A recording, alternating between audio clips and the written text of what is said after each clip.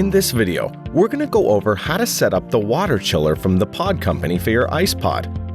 Before we get started, a few things to be aware of.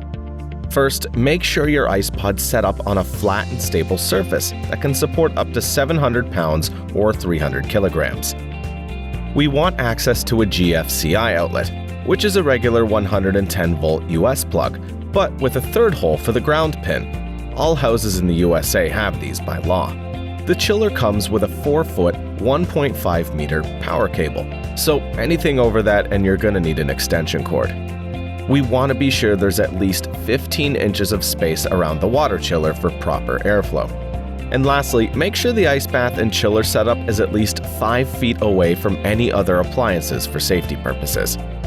Included with your water chiller are the following: 1 water chiller unit, 1 power cable, 1 water filter and pump unit, various hose connectors, extra seal rings, and white Teflon seal tape, 1 short hose, 2 long hoses, and 1 instruction manual. Before setting up the water chiller, make sure it is stable and in the upright position for the refrigeration fluid to settle after transportation. Step 1. Unpack and place the chiller. Remove the chiller from its box and protective packaging and place it on the valve side of the ice pod with at least 1 feet or 30 centimeters of space in between the two. Step 2. Attach the hose connectors. Place the seal rings on the 2 blue inlets and outlets of the chiller and screw the 2 hose connectors onto the chiller.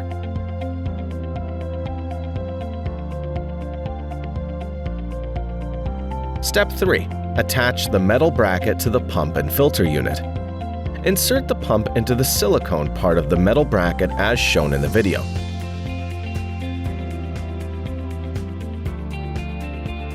Place the filter and pump unit on the ground next to the chiller for now. Step 4. Connect the short hose. Take the shortest hose and connect it to one of the chiller outlets. It doesn't matter which one.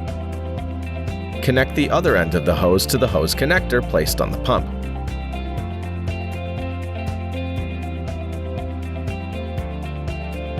Step 5. Attach the 2 long hoses. Press the first hose onto the other outlet on the water chiller. Then press the second hose onto the water filter.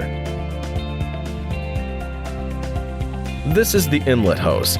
Connect the other end of this inlet hose to the bottom drain valve of your ice pod. Remember to keep the ice pod valve closed for now. Do this by screwing the hose adapter onto the ice pod valve first, and then pressing the hose onto it. Remember to make sure the circular rubber seal ring is on the hose adapter thread.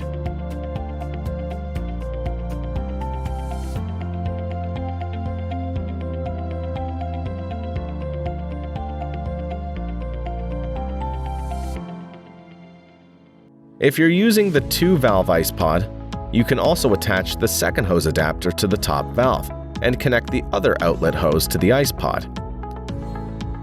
Step 6. Plug the pump's power cord into the chiller.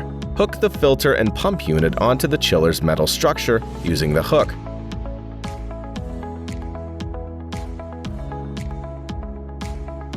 Or simply place the unit on the ground next to the chiller. Plug in the pump's power cord to the plug on the chiller. Step 7. Fill your ice pod with water. You can now fill your ice pod with water. Just make sure the valves on your ice pod are in the closed position. Double check that all seals and hose connections are secure and tight as well. Step 8. Let water into the chiller and vent excess air. Please pay extra attention to this step. Doing this step incorrectly can cause air to be trapped inside the system, which results in water not circulating into the chiller unit and back into the ice pod. First, open the bottom ice pod valve that connects via hose to the filter. Next, open the smaller air release valve on the filter, which will release excess air, so the water can flow into the pump and chiller. Close the filter valve after 10 seconds, or once the filter is full of water and water's running out at the top. Step 9. Power the chiller on. Connect the chiller's main power supply cord to a 110 to 130 volt GFCI outlet and turn the chiller on using the red switch. Please note that the chiller and pump will now turn on and water will start circulating. Wait 5 to 10 seconds for the water to fill the inner compartments of the chiller, and pick up the outlet hose to verify that water's flowing through the system. Step 10. Controlling the chiller. Once your water's circulating, you can then set your desired temperature. Number 1. Press the Set button. Number 2. Adjust the temperature up or down using the arrow buttons to set your desired temperature.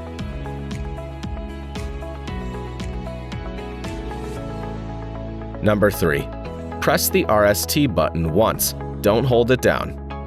The chiller will now show the current water temperature and will begin cooling down to the set temperature. You should hear the chiller's compressor start after around 3 minutes. Please allow 1 hour for the temperature to start dropping, as the chiller requires some time to start cooling.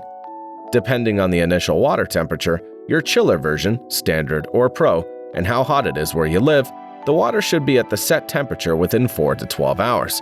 After that, the chiller will maintain the set temperature via its thermostat. When and how to clean the water filter.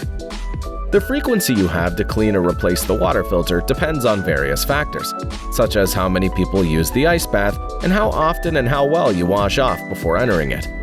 With this said, we recommend cleaning your filter once a week, or when you sense the water flows getting slower.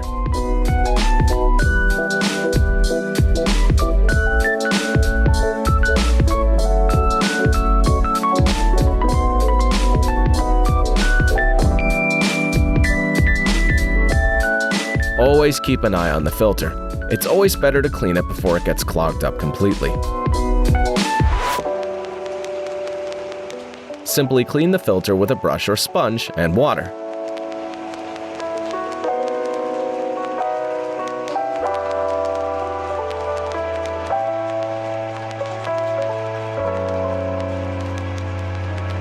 Keeping your water clean and when to change it. We recommend adding 1 to 2 ounces of 15% hydrogen peroxide to your ice bath every 2 to 3 weeks to keep the water clean and soft. Alternatively, you can also use Epsom salt. With this added to the water, you should only need to change the water once or twice per month. But be your own judge based on the water clarity. Visit podcompany.com to see the water sanitizer and Epsom salt we offer. To change your water, simply unscrew the hose from your ice pod and drain the water. Wash the ice pod with soap and a sponge and refill it with clean water. If you have trouble getting the hoses off the connectors, simply use very hot water and pour it onto the hose end. This will soften the hose and make it easier to take off. Fixing leaks. Should you experience any leaks when using the chiller, please first try to tighten the leaking connections and make sure the seal rings are in place. Alternatively, you can use the white Teflon tape that came with your chiller to seal any leaking connections. Simply add 3 to 4 layers of the Teflon tape clockwise to the leaking thread connection and screw it back together. Important considerations and warranty information. The chiller and ice pod setup is designed to have water flow 24/7. Water flow is important for the following 3 reasons. Number 1. Stagnant water is not sanitary for the system. Number 2. If the chiller and pump is on with no water flow, it can cause damage to your chiller.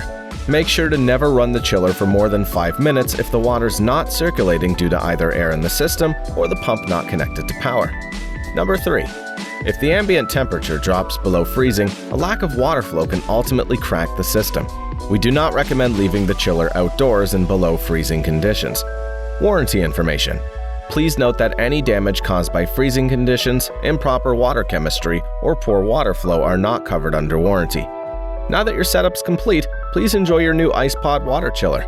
And be sure to tag us while plunging on Instagram @TheIcePod. Thank you.